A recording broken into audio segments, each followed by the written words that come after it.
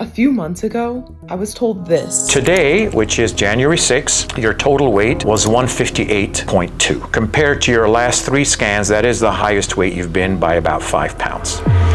So I cut sugar and carbs.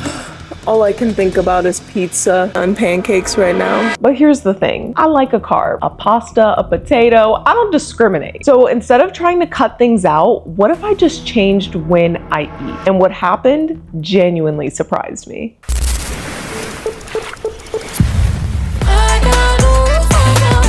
Okay, before I do anything, here are the rules. Number 1, fast for 18 hours, eat in a 6-hour window every single day. Number 2, no eating outside the window, which will be really hard for me. Not a snack, not a taste, not a bite. Within the window, black coffee and water are fine, but that's it. No breaking the fast. Number 4, right? Yeah. Number 4. No calorie counting. This isn't a math problem, this is a timing problem. Number 5, no cheat days. And if I don't keep to this, there's gonna be something at the end of this video that I'm not gonna want. I need the gym girlies to clock in. Be honest, how's my squat form? Because my magnesium clearly isn't fixing these knees. Here are all the things that are safe for a fast. Water.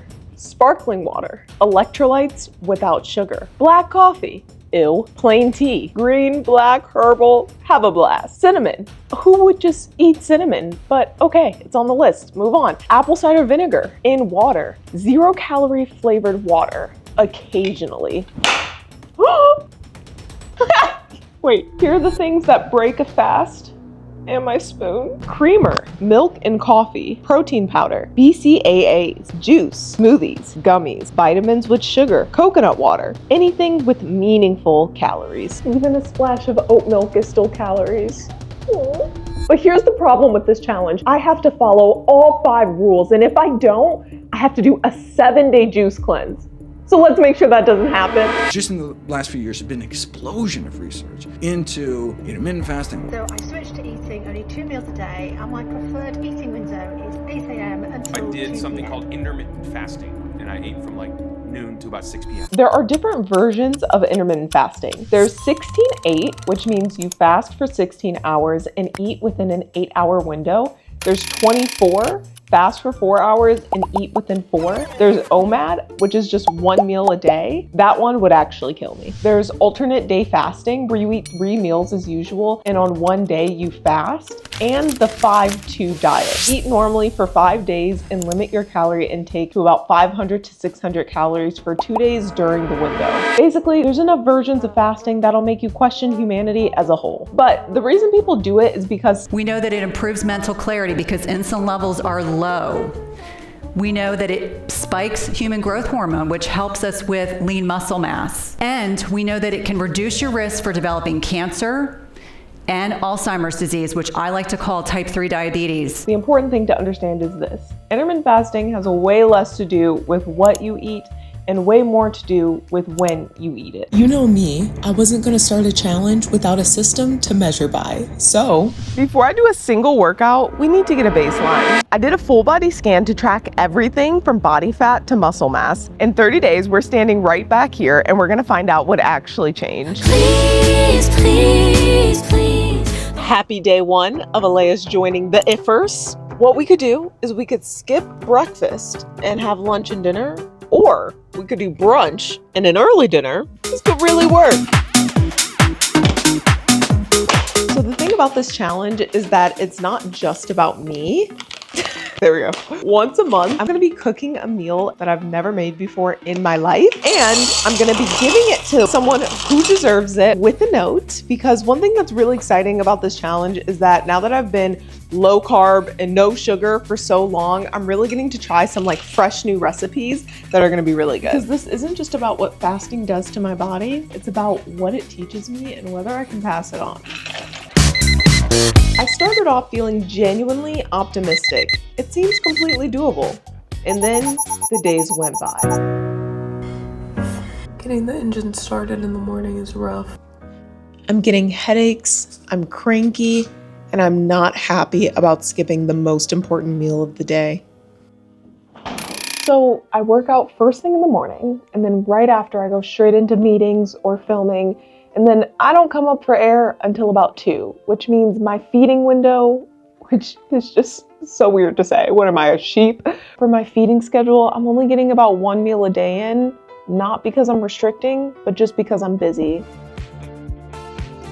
So I'm 14 days in and I've lost no weight, which is weird because I've been eating less, but maybe it's stress.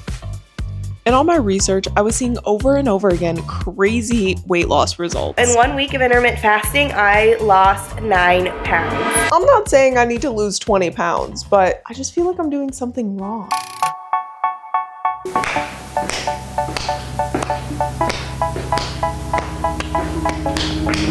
Rafi told me something that I just can't get out of my head. The issue I'm running into is I'm so busy in the beginning of the day, and then once I get to the evening, it's like midday. I haven't started my fast because typically I was supposed to start around 11, but it usually doesn't start until 1 or 2 because of meetings. And then I only have this 2 or 3 hour gap to get in all my calories. Okay. Yeah, I mean, the too busy argument doesn't really stand very well. I mean, unless you're performing brain surgery at that time and you simply can't reach for something. My body isn't broken. It just needs a schedule. And I was like, okay, cool, great. What does that look like? Well, let me show you. I present to you my schedule. Versus showing you a boring calendar, I've turned my kitchen into my calendar. Let's begin.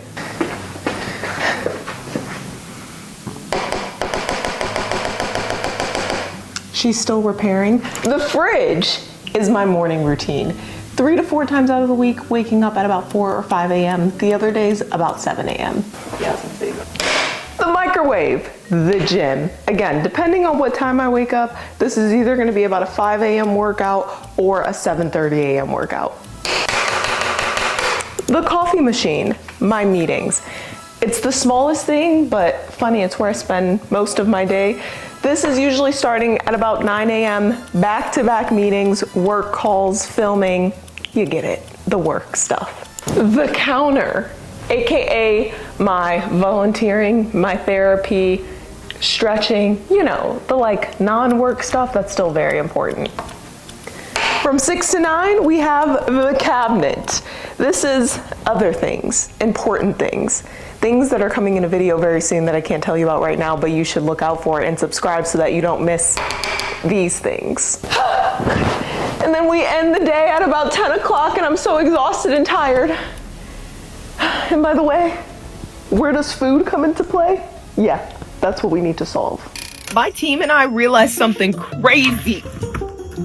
97% of people who watch this YouTube video are subscribed. Our mission is to change the way women think and feel about themselves and their health. And so to do that, every single video, we're trying to raise the bar. Better storytelling, better experts, and better quality. Okay, so if you could do us this free favor and go ahead and hit subscribe, we would really appreciate it. Okay, keep it. Oh. What is going on? All my problems start in the morning, so that means we need to go back to the very top. Some people assume that by definition, intermittent fasting means skipping breakfast. That's not what intermittent fasting means. The definition of a fast is defined by time. When you're not eating or drinking digestion-inducing substances like a milkshake or something. Studies have shown that the most ideal form of intermittent fasting is what's called circadian eating. The issue I'm running into is I'm so busy in the beginning of the day, and then once I get to the evening, I only have this 2 or 3 hour gap to get in all my calories. The too busy argument doesn't really stand very well. All you gotta do is do some overnight oats, prepare them the night before. Yeah, no, you're right. Open the refrigerator, take them out, in 5 minutes, you've had a high protein, high complex carb meal. That is an excellent way to start your day. I'm sorry, Leah. My gosh. I'm a maid of honor. Can't Okay. My first meal will be at noon. My second meal will be at 5 before my extracurricular activities. This way we're getting in at least 2 meals a day, minimum. Starts at 6 p.m. I wonder how long I'll last. Until noon the next day, I must say, I gotta maintain this ass. Here's what I'm gonna do. I'm gonna try to fix not all 90 days, but just one day. And let's see how that goes. Okay, so month 1 is coming to an end, and I promised you guys that I was not only gonna make meals that I've never tried before, but that I also was going to cook for someone who deserved it. So, on the menu today, we have a Greek Mediterranean pasta. I think that's right. Hopefully it's right. And the person that I actually made this for is behind the camera because she is vegan, and this, guys, is my first ever vegan recipe. So thank you so much for everything that you do, and I hope you enjoy it. He likes it. And then when you were just telling me just now that you love pasta, I was like, perfect. All pastas, all flavors of pastas. Why did I grab it?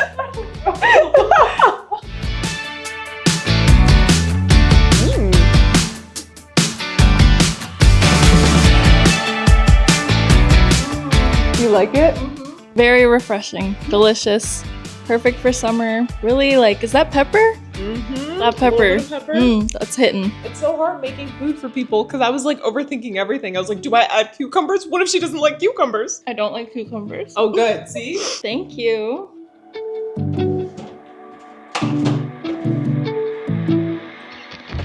This is sponsored by Hume Health, and here's why. I stopped caring about the number on a scale a very long time ago, and now I just care about 3 things. The first one being body fat. It fuels your hormones, it protects your organs, all the stuff that keeps you alive. Okay. The second one I care the most about, visceral fat. This one you can't see. It's hidden around your organs and abdomen, but it's one of the most important to your health. Woo!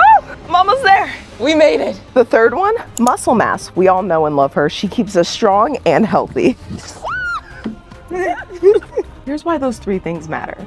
If over the next 30 days, my weight stays the same, but my muscle mass goes up, then baby, that's a dub. Better than the Cavs winning the NBA Finals against Golden State.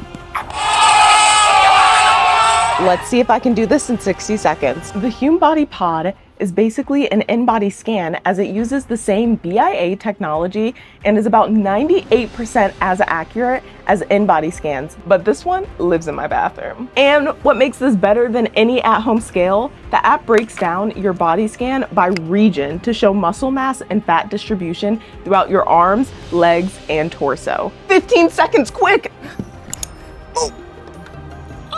Oh, this is not quick. My code Alea stacks on top of Hume Health's current sales, so really, you're getting up to 50% off. And if you're in the US, it's HSA and FSA eligible. So girl math is basically free. But the code is only active for 7 days. Quick, 5 seconds left. Ah! Okay, back to the video. The first problem that I ran into, not eating enough calories. So here's what I changed. I stopped waiting to be hungry before I ate, and I started eating by the clock. It's time to eat. Noon alarm every single day. When that window opens, I eat. I don't negotiate with myself. We just sit down and we get that meal in. Problem number 2, my workouts. My workouts started suffering, like genuinely suffering.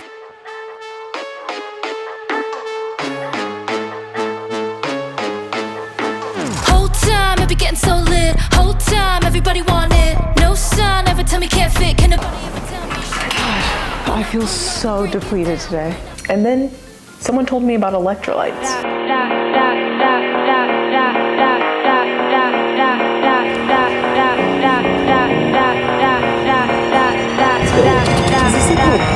So technically these have sugar in it, so I can't drink this during the fasting period, but I can drink it during my feeding window. I am officially a farm animal. My feeding window. Other drinks high in electrolytes. Oh my god, oh, that's Liquid IV. I was gonna say, Liquid IV is a great one though. Ooh, you could probably make popsicles with this. It's such a good idea. It needs it to be 0 calories. Good secured. You lose a lot of electrolytes at night, so that's why in my mornings I've been so depleted. and this should help me. The ice berry, not bad.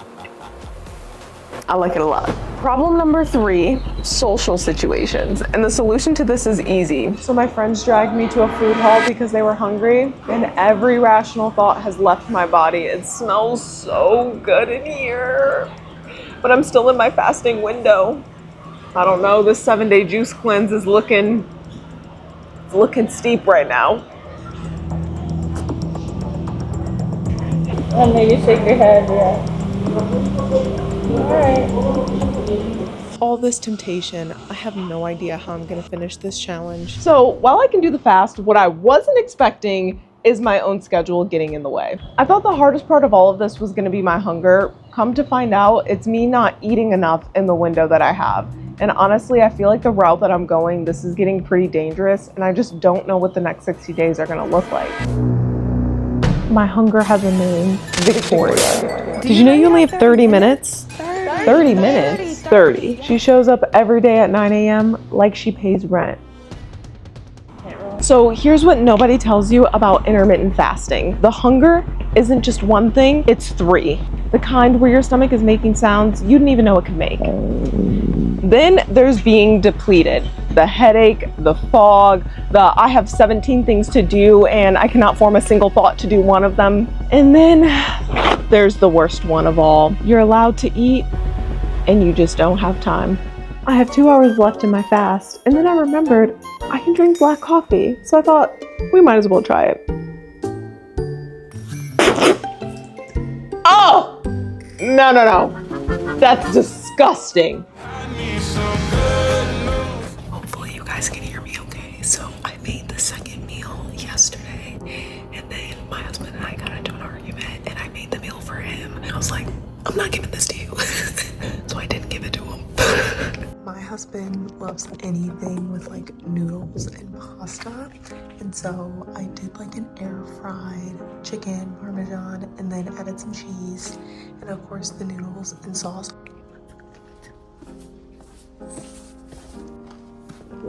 Hi. I made you something and I forgot to tell you about it.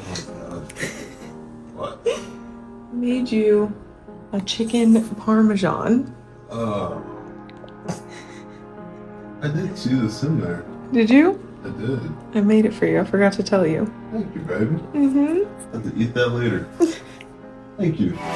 Did a full 180. Here's the thing. When I checked my stats on the Hume Body Pod, I was shocked. I did lose weight, but it was 8 pounds of muscle. This was not good news, and I wanted to talk to a professional about it. So let's start with the good news. You lost 5.6 pounds of fat, right? Which is you're at your lowest ever. 26.7 total pounds of fat on your frame, which is considered really low, right? But it came with an 8-pound muscle loss, which is quite a lot. Yes. You know, I think that's highly likely, almost guaranteed that it's related to you cut your calories a little bit too low. Okay. So, I mean, I don't think if you raise your calories a little bit, it's going to interfere with fat loss, but it may stabilize at least the muscle loss. Okay, I need to be honest with you. I quit intermittent fasting. After fixing everything, I realized I was still running into all the same problems. So I had to ask myself, what am I really optimizing for right now? Quitting IF doesn't mean it didn't necessarily work. My bloating decreased, my clothes fit differently, I stopped just eating out of boredom. When I try these challenges, ultimately, I'm trying to inspire and motivate you, but I can't really do that if I'm hating what I'm doing. And so I just thought it would be best to show you guys the reality, but that doesn't mean it won't necessarily work for you. To match, just do the same. Shrimp tacos? Yes. Thank you.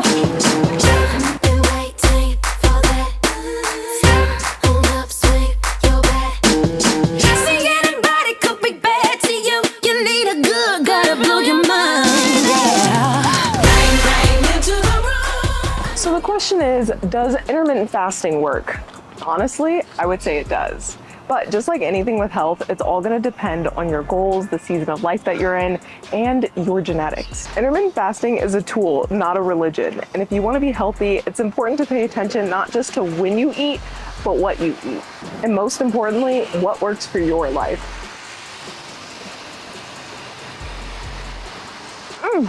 Can you take your mic? Wait, you know what this means, right? What? The juice cleanse. Oh, Lord, no!